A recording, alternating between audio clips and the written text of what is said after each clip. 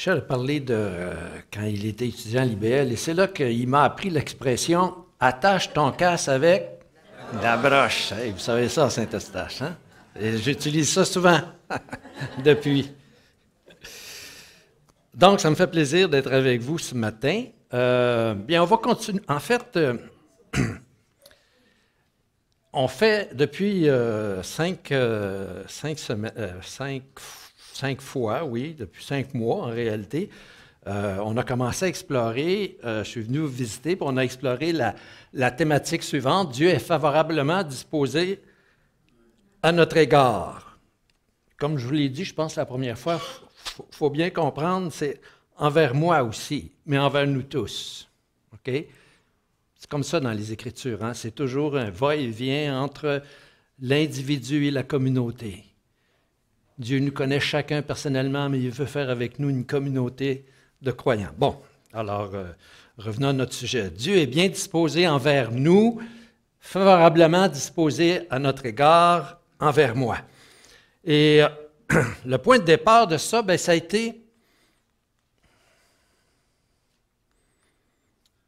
peut-être on, off.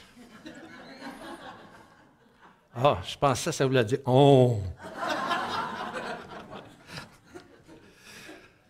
Alors, le point de départ, ça a été ça, cette parole de Jésus qui a dit à ses disciples en priant, ne multipliez pas les vaines paroles comme les païens qui s'imaginent qu'à force de paroles, ils seront exaucés. Ne leur rassemblez pas, car votre Père sait de quoi vous avez besoin avant que vous le lui demandiez. Ça a été notre base, notre socle, notre point de départ. Parce que derrière ces paroles de Jésus, pour dire ça, il fallait que Jésus présuppose que Dieu est bien disposé à notre égard. Parce que si Dieu n'est pas disposé à notre égard, ça ne marche pas ce que Jésus vient de dire. Alors, on a déduit ça, et puis, on a commencé notre exploration de plusieurs thèmes. Et en chemin aussi, on a fait quelques observations, par exemple, que ce principe-là, que Dieu est favorablement disposé à notre égard, bien, il n'est pas seulement que dans ce passage-là, il est partout dans l'ensemble des Écritures, dans l'Ancien comme dans le Nouveau Testament. Et oui, Michel, la grâce, elle est présente dans l'Ancien Testament, effectivement. On a vu aussi, donc, que ça ne s'applique pas seulement à la prière. Et si Jésus donne ces paroles-là qui précèdent un enseignement qu'il va faire à ses disciples sur la prière, mais ça ne concerne pas seulement que la prière, ça concerne l'ensemble de toutes les sphères de notre vie. Et c'est un principe fondamental qui guide notre relation avec Dieu. Et c'est pour ça que j'insiste sur ce principe-là. C'est fondamental de comprendre que Dieu est favorablement disposé à notre égard, et non pas qu'il est un juge assis sur son nuage et qui nous surveille avec sa baguette jusqu'à ce que nous péchions pour nous taper dessus. Non, mais c'est l'image de Dieu qu'on a cultivée longtemps au Québec, ça. Dieu est favorablement disposé à notre égard. Réjouissons-nous, on l'a chanté ce matin. Et lors de ma dernière visite, j'ai soulevé la question suivante. À quoi ça sert de savoir que Dieu est favorablement disposé à notre égard si cela ne change rien à notre vie?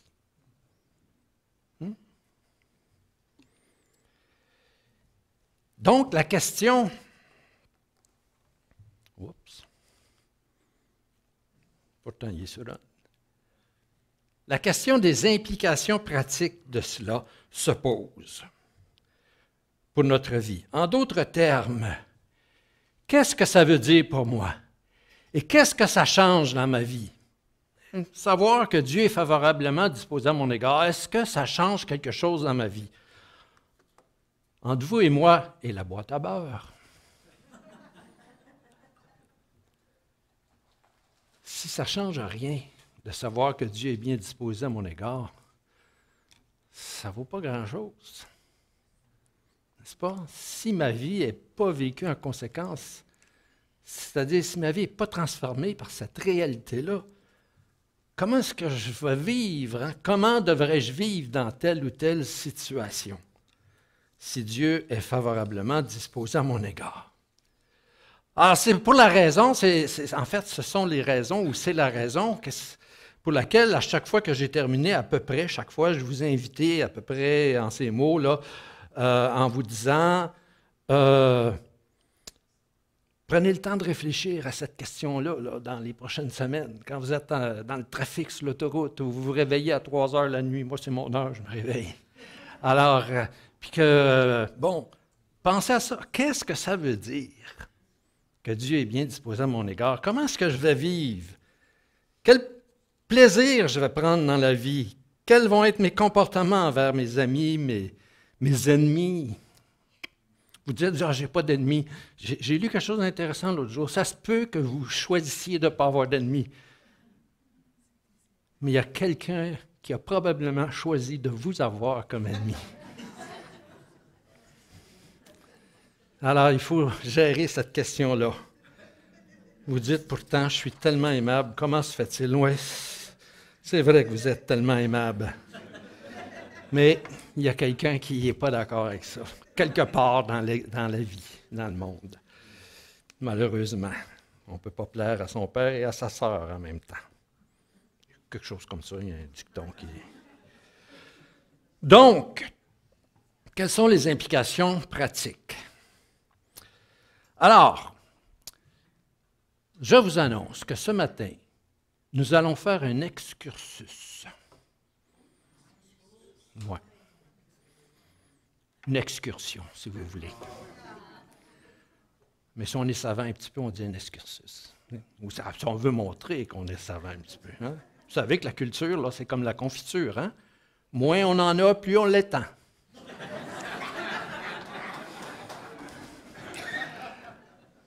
Un excursus, c'est un terme qu'on emploie dans les articles académiques, dans les livres, quand on veut dévier de son sujet un petit peu pour expliquer quelque chose qui a rapport avec le sujet, mais qui ne traite pas directement du sujet, qui va nous aider à comprendre quelque chose par rapport au sujet, mais qui n'est pas directement dans le sujet.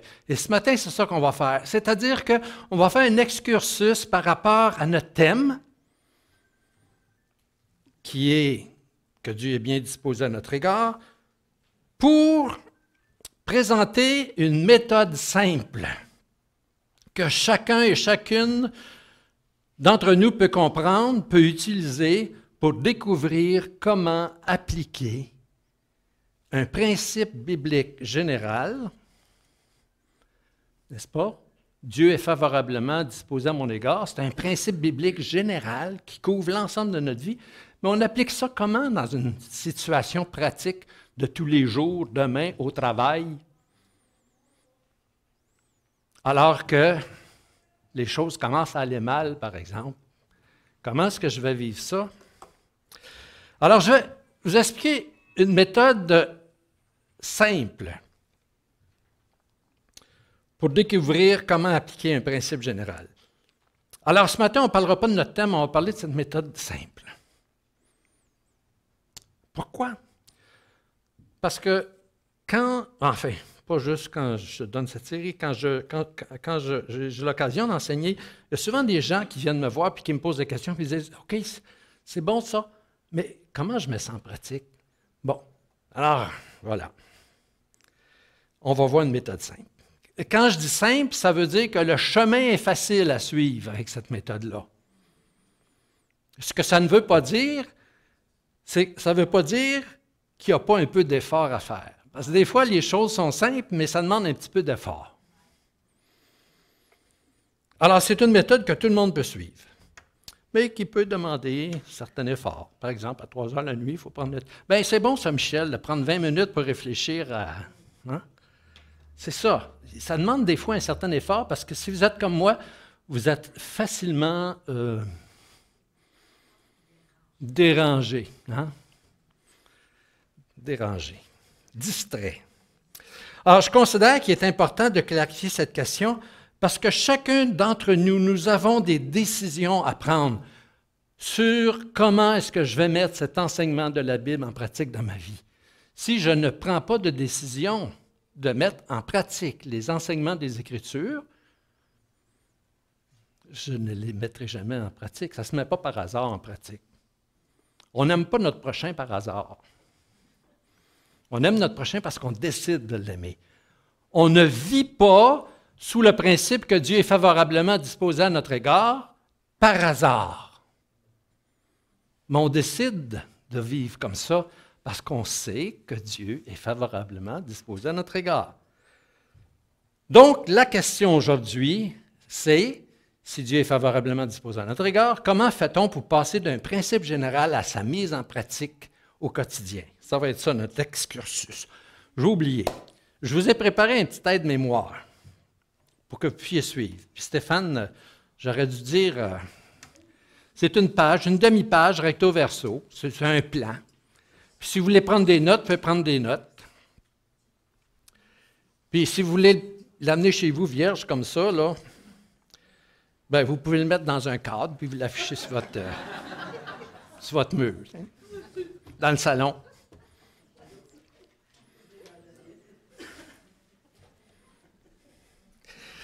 Alors, je vous donne cette aide-mémoire-là parce qu'il y en a peut-être qui vont vouloir prendre des notes ici et là, puis aussi parce que ça va vous permettre de vous rappeler, si vous voulez, rendu chez vous, comment utiliser cette méthode qui est simple,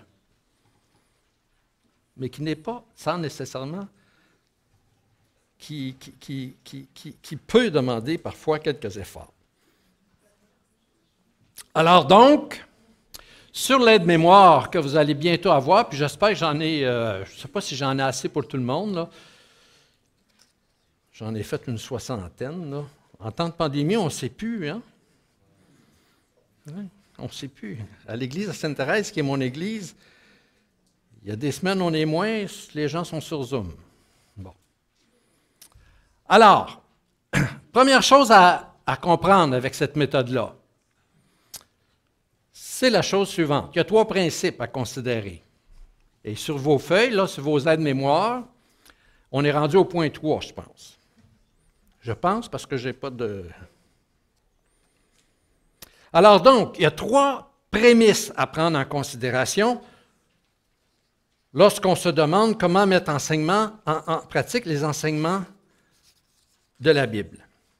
La première prémisse, c'est qu'il y a dans la Bible des principes généraux, des grandes lignes directrices qui sont valables pour tout le monde, sans exception, et qui nous servent de guide pour ajuster notre manière de vivre, pour la rendre conforme à ce que Dieu désire, à ce que Dieu souhaite. Par exemple, tout à l'heure je disais « aimez-vous les uns les autres ». C'est un grand principe général qui est enseigné par Jésus, mais qu'on trouve aussi déjà dans l'Ancien Testament. Aime ton prochain comme toi-même. C'est un grand principe général, puis qui est vrai pour tout le monde. C'est vrai pour Sylvie, c'est vrai pour Pierre, c'est vrai pour Christine, c'est vrai pour tout le monde. Donc, ça, c'est le premier principe. Pas difficile à comprendre. Il y a des principes généraux qui sont valables pour tout le monde. Dieu est bien disposé à l'égard des êtres humains, à notre égard. C'est un principe général qui est bon pour tout le monde. Ça, c'est la première prémisse.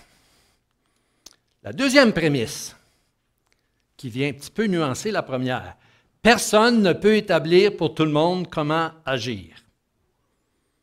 Je répète ça, personne ne peut établir pour tout le monde comment agir. Alors, qu'est-ce que ça veut dire? Quoique il y a des principes généraux qui sont valables pour tout le monde, comme on vient de le dire, il n'y a personne qui peut tracer des lignes de conduite détaillées qui sont valables pour tout le monde.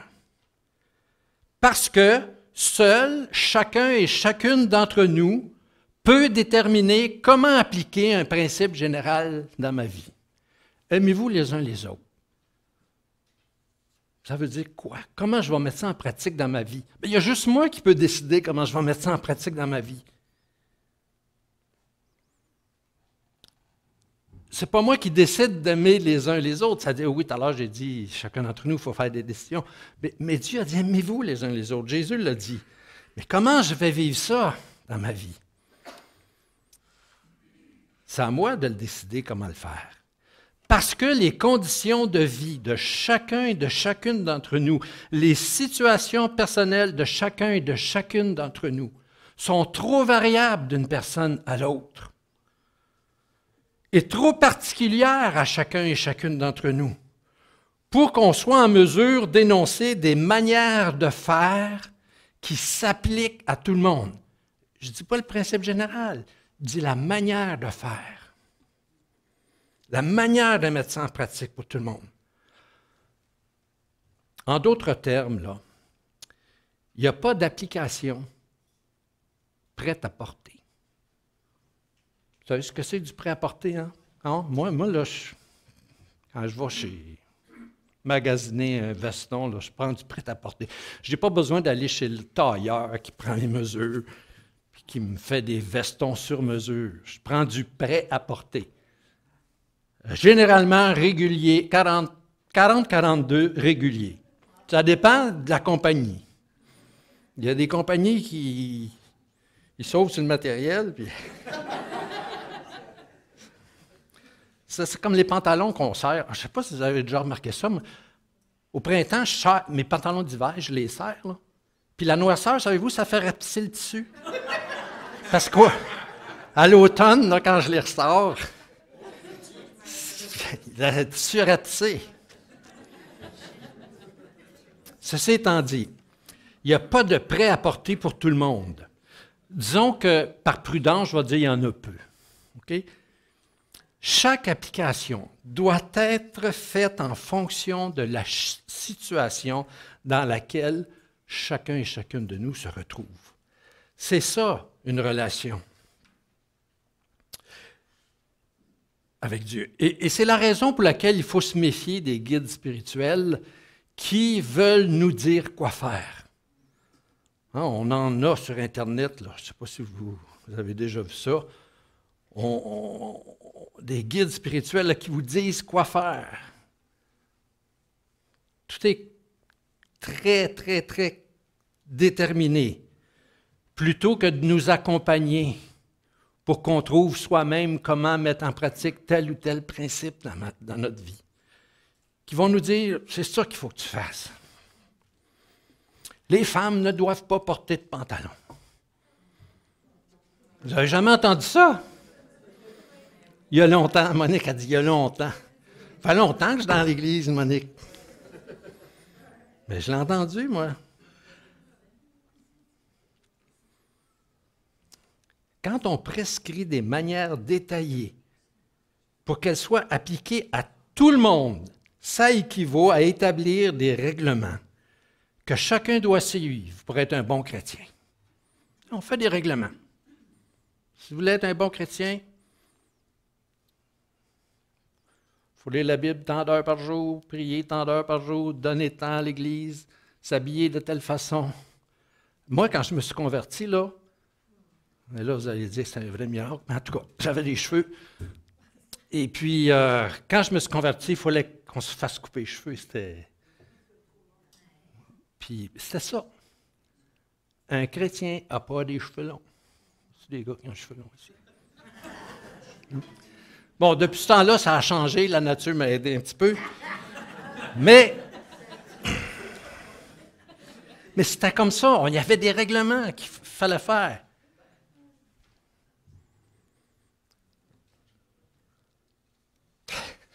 Je pense à certains, là, puis vous en avez certainement connu. Donc, on a tendance à faire des règlements que chacun et chacune doit suivre pour être un bon chrétien. Puis être un bon chrétien ou être un chrétien, c'est pas suivre, ou une chrétienne, c'est pas suivre des règlements, mais c'est d'être dans une relation filiale avec Dieu. Donc, évitons les directives détaillées qui deviennent des règlements et ne négligeons pas la pratique des enseignements de Jésus. Et l'apôtre Paul nous donne un exemple. En fait, il ne fait pas exprès de nous donner un exemple. Là, à 2 endroits dans les Écritures, il a parlé de quelque chose, puis on dirait qu'il se contredit. Oui. À une place, il dit « Mangez pas de viande ». Puis à l'autre place, il dit, ceux qui disent de ne pas manger de viande, c'est pas correct. C'est des règlements d'hommes. Dans 1 Corinthiens chapitre 8, l'apôtre Paul il dit de ne pas manger de viande. Mais il faut comprendre la situation. La viande, à Corinthe, était sacrifiée aux idoles. Puis il y avait des chrétiens qui disaient, maintenant on est libre. Puis là, ils allaient manger même au temple des idoles. Ils mangeaient de la viande là. Puis il y avait d'autres chrétiens qui regardaient ça. Ils étaient scandalisés. Ce pas des bons chrétiens. Ils mangent de la viande qui a été sacrifiée aux idoles. Puis l'apôtre Paul y écrit aux Corinthiens, puis il leur dit, écoutez, on sait qu'il n'y a pas d'idole, puis manger de la viande ou pas manger de viande, ça ne change absolument rien. Mais, si ton frère ou ta sœur te voit manger de la viande qui a été sacrifiée aux idoles, tu deviens un piège pour lui ou elle, une pierre d'achoppement.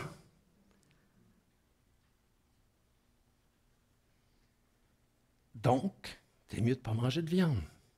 Alors, voyez-vous le chemin que Paul fait? Il part du principe général de s'aimer les uns les autres. Puis si on s'aime les uns les autres, ben, on ne sera pas une pierre d'achoppement. Puis si je ne veux pas être une pierre d'achoppement, ben, dans cette situation-là, à Corinthe, cette journée-là, avec ces personnes-là, je ne mangerai pas de viande. Fait qu'il dit, mangez pas de viande. Puis il explique ça clairement dans 1 Corinthiens. Mais dans Colossiens, il y a des gens qui étaient allés voir les chrétiens, qui étaient allés voir des églises, puis qui leur disaient, faut pas manger ça, faut pas boire ça, faut fêter telle fête, faut faire telle cérémonie. Puis là, l'apôtre Paul, il leur dit, c'est des règlements, en fait, il le dit comme ça, là, ce sont des règles humaines. Ne mange pas. Pourquoi vous impose-t-on ces principes? Pourquoi vous impose-t-on ces préceptes?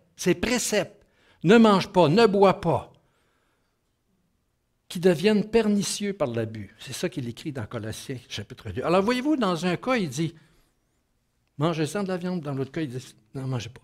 Ça dépend. C'est ça que je suis en train. Personne ne peut établir pour tout le monde comment agir.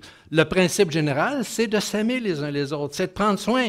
Au lieu de considérer vos propres intérêts, considérez aussi ceux des autres. C'est ce qu'il dit ailleurs. Puis à un moment donné, il va dire, au lieu de vous poursuivre en cours les uns les autres, parce que c'est ce qui se passait dans l'église à Corinthe, si je me souviens bien, des fois, par amour, il faut accepter de subir un petit peu de tort. Par amour. Mais il ne dit pas, laissez-vous abuser. Non. Il dit, dans telle situation. Vous comprenez le principe? J'espère. Sinon, je peux essayer de vous mêler un petit peu plus. Deuxième principe, donc, personne ne peut établir pour tout le monde comment agir. Le troisième principe, la communauté est une aide. Il y a des théologiens qui appellent ça l'herméneutique communautaire, c'est-à-dire que la communauté nous aide à discerner, à comprendre ce que Dieu veut pour nous.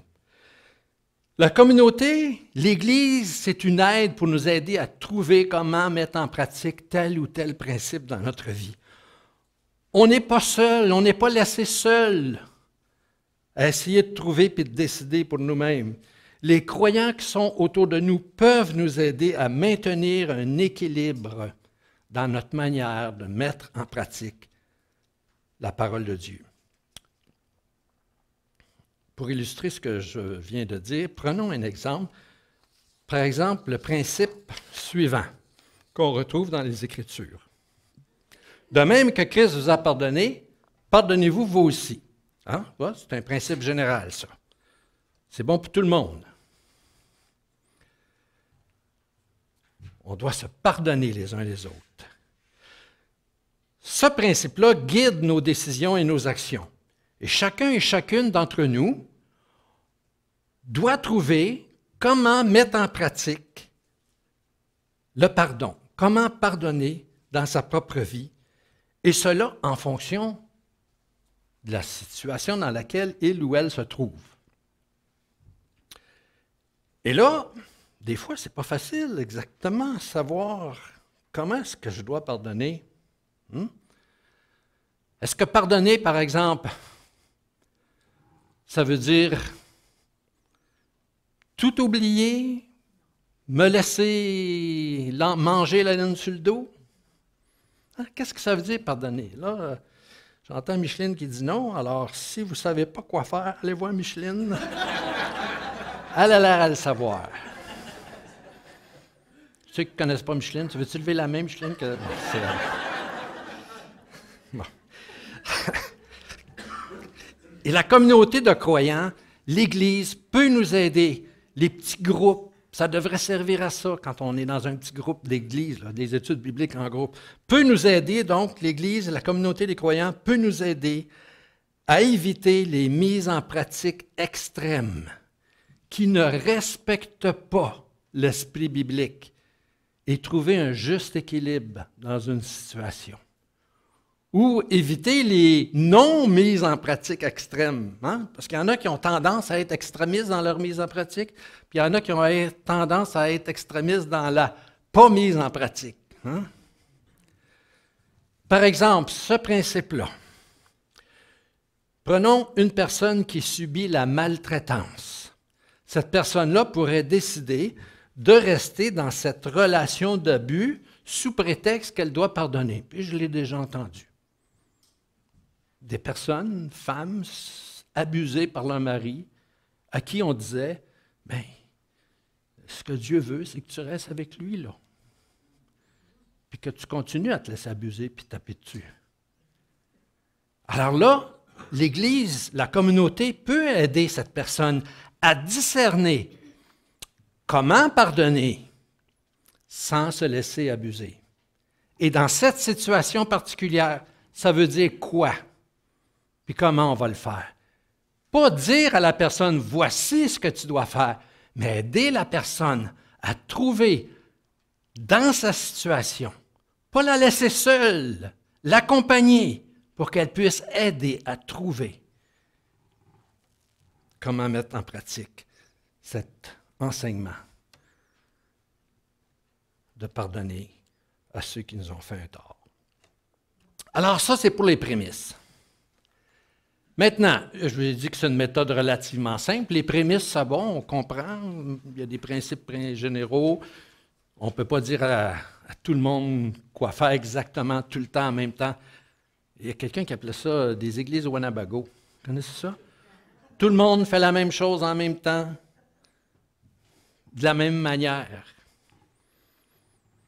Ah, comme en Winnebago, là. Tu sais, on s'en va tout en même place, en même temps. Bon, puis le troisième principe, c'est que c'est le troisième qu'on a vu là. La communauté. Une méthode donc relativement simple pour mettre en pratique les principes bibliques. Et cette méthode-là, elle a été proposée par Luther. Ça fait longtemps, ça fait plus que 500 ans. Mais en fait, je ne suis pas vraiment sûr que Luther était au courant qu'il était en train de proposer une méthode. Il a prêché ça, écrit ça dans ses écrits, mais je ne suis pas sûr qu'il est en train de dire, voici une méthode. Mais quand on lit ça, on dit, voici. C'est une bonne méthode, ça. Luther faisait la distinction entre ce que nous appelons, ou ce que lui appelait la vocation, et les positions. Alors, on va explorer ça. Qu'est-ce que c'est que la vocation? Luther disait que nous avons tous, principe général, nous avons tous reçu de Dieu une vocation ou un appel. Et la vocation, disait Luther, c'est simple, c'est d'aimer Dieu de tout notre cœur et d'aimer notre prochain comme nous-mêmes. Ça, c'est le principe général, disait Luther. Et tous, on a reçu cet appel-là. Tous, on est appelés à vivre de cette façon-là. C'est la vocation. Vocation, voix. Vocation, c'est l'appel que Dieu nous donne. Et c'est la même question que nous nous posons ce matin. Comment mettre ça en pratique? Donc, on a reçu cette vocation d'aimer Dieu. Et là, Luther disait, pour mettre ça en pratique, il faut faire la distinction entre vocation et position. Et la position, c'est les fonctions ou les rôles que nous avons dans la vie. C'est-à-dire que chacune d'entre nous, nous avons différents rôles dans la vie. Et pour mettre en pratique l'amour de Dieu et l'amour du prochain, il faut regarder dans quel rôle on se trouve. Puis on en a beaucoup des rôles. Luther les énumérait, mais je n'ai pas pris sa liste à lui, j'ai fait ma propre liste. Voici. Par exemple, je suis fils ou vous pouvez être fille de quelqu'un. C'est un rôle, ça, dans la vie, disait Luther. C'est une position. On peut être sœur ou frère. On peut être époux, épouse ou célibataire. C'est tous des rôles. On peut être père, mère, tante ou oncle. On peut être grand-parent. Voyez-vous, on a plusieurs rôles. Parce que moi, je suis grand-parent, je suis père, mais je suis aussi fils. Puis je suis époux, en plus. Mon épouse n'est pas là. J'espère qu'elle ne nous écoute pas ce jour. Parfois, on est employé, parfois, on est patron, puis parfois, on est employé, mais on est chef d'une section, on est patron des autres. On joue différents rôles. Bon, on y va rapidement. Commerçant, artisan, ouvrier, professionnel, d'autres rôles, membre d'église, citoyen, bénévole dans une organisation, conseiller municipal, pasteur, responsable de jeunes, retraité, professeur, policier, infirmière, ingénieur, commis, plombier. Ce sont tous des rôles.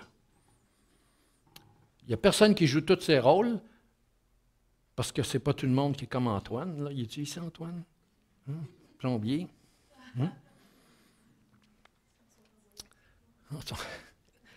Mais on a tous un travail, puis dans ce travail-là, on a un rôle. Mais on est parent ou on est époux. Bon, vous comprenez le principe.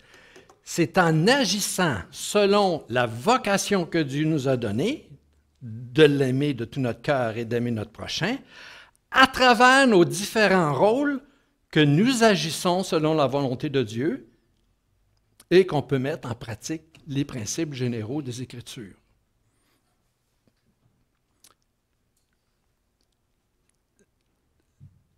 Aimer son prochain comme soi-même, ça veut dire quoi? Pour moi, en tant que père, à l'égard de mes enfants. Ça veut dire quoi pour moi, en tant qu'époux, à l'égard de mon épouse?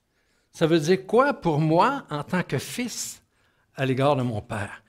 Ce n'est pas la même chose. Ça ne se manifeste pas de la même façon. Ça veut dire quoi pour Michel, par exemple, d'aimer ses enfants? Est-ce que ça veut dire exactement la même chose que pour moi ou pour Jules? Vous savez qu'on a tous des règles différentes dans nos familles, hein? On n'élève pas tous nos enfants de la même façon. Moi, je me suis dit à un moment donné, mais quelque part, tout s'équilibre.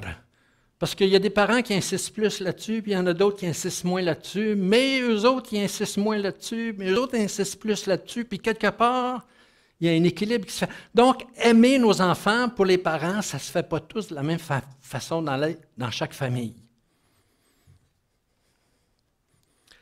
Donc, si on revient à l'exemple dont on parlait tout à l'heure, de même que Christ vous a pardonné, pardonnez-vous réciproquement. Nous sommes tous appelés à pardonner comme Christ nous a pardonné. Chacun et chacune d'entre nous, on est invités à pardonner. Toutefois, comment est-ce qu'on va mettre ça en pratique dans notre vie quotidienne dépend des rôles que nous avons dans notre vie, dans les situations qui sont propres à chacun et à chacune, dans les circonstances de notre vie. Et c'est la même chose avec la prémisse fondamentale dont on a parlé tout à l'heure. Dieu est bien disposé envers nous. Je dis, on a parlé tout à l'heure, ça fait des semaines qu'on en parle. Hein? Cette prémisse-là, elle est vraie pour tout le monde. Mais chacun et chacune de nous va intégrer cette vérité-là dans sa vie, selon sa propre situation et les circonstances de sa vie. Qui, elles, les circonstances, sont en grande partie conditionnées par les différents rôles que nous avons dans la vie. Ça va jusque-là? Oui. Maintenant, il y a des principes généraux, il y a des applications particulières.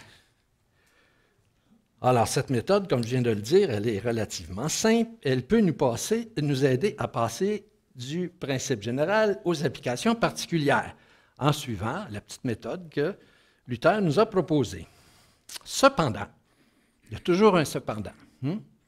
Il arrive des situations où il y a des étapes intermédiaires ou des principes intermédiaires qui peuvent nous aider à passer à une situation plus précise, plus détaillée.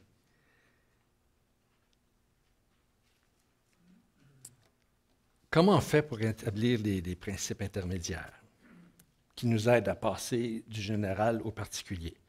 Bien, pour illustrer ce point-là, on va prendre ce qu'on a dit depuis des mois, que Dieu est bien disposé envers moi. Si Dieu est bien disposé envers moi, quelle attitude est-ce que je devrais adopter envers Dieu, envers la vie en général? C'est souvent la première observation qu'on fait. On se dit, si Dieu est bien disposé envers moi, quelle attitude est-ce que je devrais avoir dans la vie?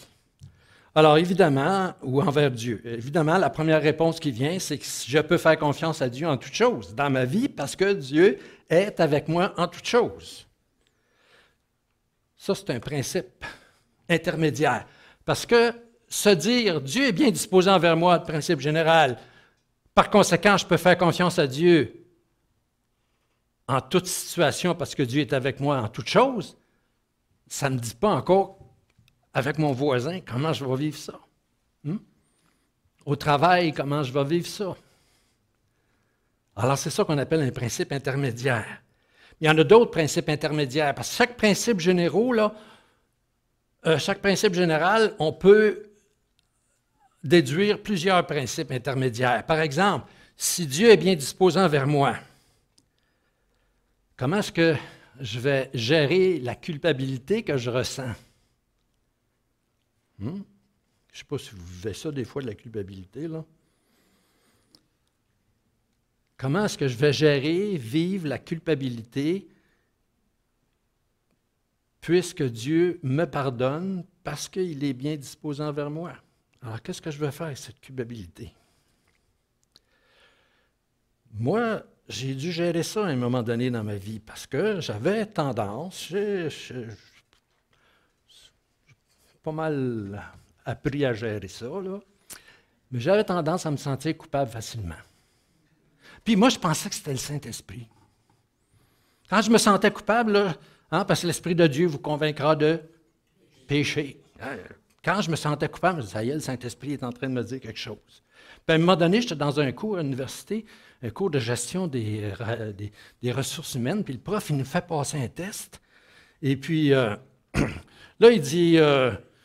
Bon, ceux qui ont répondu à telle question, tel pointage, vous autres, là, quand vous prenez une décision, comme gérant, comme manager, comme administrateur, vous ne vous sentez jamais coupable, peu importe la décision que vous prenez, peu importe l'impact que ça a sur les autres, vous ne vous sentez jamais coupable. Ça, c'est le résultat du test. Qui a ça dans la classe? Quelques personnes qui lèvent la main. Bon, OK. Il dit là, les autres, là, si vous avez répondu à telle question, vous autres, là, quand vous prenez une décision, peu importe la grandeur, la dimension de la décision, quand vous prenez une décision, peu importe l'impact que ça a sur les autres, vous vous sentez toujours coupable. Y a-t-il du monde comme ça? Je pensais que c'était le Saint-Esprit, mais à ma grande surprise, c'est qu'on était plusieurs dans la classe, puis il n'y en a pas un qui était chrétien. Là, je me suis dit, hey, moi, ça fait que je me sens de même, puis je pense que c'est le Saint-Esprit de Dieu. Puis que les autres, ils ne sont pas chrétiens. Puis ils se sentent aussi coupables que moi. Puis là, je me suis rendu compte que ça n'avait rien à voir avec l'Esprit de Dieu, mais tout à voir avec comment moi, comme individu, psychologiquement, je gérais la culpabilité. Et là, je suis retourné voir le Seigneur, puis j'ai dit, Seigneur, je n'ai pas dit, on a un problème, j'ai dit, j'ai un petit problème, là. Il faut que j'apprenne à gérer cette culpabilité-là qui ne dépend pas de l'Esprit de Dieu, mais qui dépend de ma façon de gérer la culpabilité. Si tu m'as pardonné, ça dit, il m'a pardonné. Puisque tu m'as pardonné, comment je vais vivre ça? Dieu est bien disposé à mon égard. Comment je vais vivre cette culpabilité-là? Ou comment je vais ne pas la vivre? Mais il y a des fois aussi, il faut se sentir un petit peu coupable, hein? Parce qu'il y a des affaires qu'on fait des fois qui ne sont pas tout à fait correctes. Bon. Alors, ça veut dire quoi, par exemple, faire confiance à Dieu dans ma vie quotidienne? Bien, ça dépend de la situation, de mon rôle. Donc, je peux déduire que faire confiance à Dieu en toutes choses dans ma vie quotidienne, c'est un principe général qu'il faut mettre en pratique, parce que Dieu est bien disposé. Mais quelles sont les étapes intermédiaires? Je vous donne un exemple. Prenons une personne qui est en affaires, propriétaire d'une entreprise d'exportation. Disons que cette personne-là produit puis exporte aux États-Unis. Et puis, comme elle exporte aux États-Unis, elle a décidé d'exporter d'autres choses aussi qu'elle achète en Europe. L'entreprise a dit, on va développer le marché des États-Unis. Cette personne-là, ça donne qu'elle est chrétienne. Ça fait quelques années que cette entreprise développe le marché des États-Unis. Puis elle a réussi à percer aux États-Unis. C'est un peu fragile, mais l'entreprise se développe tranquillement, puis ça semble aller dans la bonne direction. Mais là, tout à coup, les États-Unis, le Canada et le Mexique décident qu'ils vont renégocier l'entente, l'ALENA, qu'on appelait à cette époque-là, qui a changé de nom.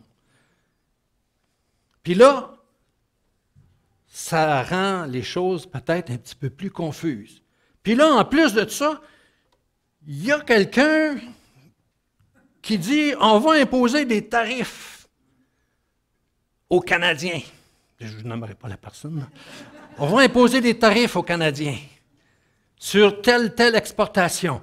Ça tombe dans sa talle.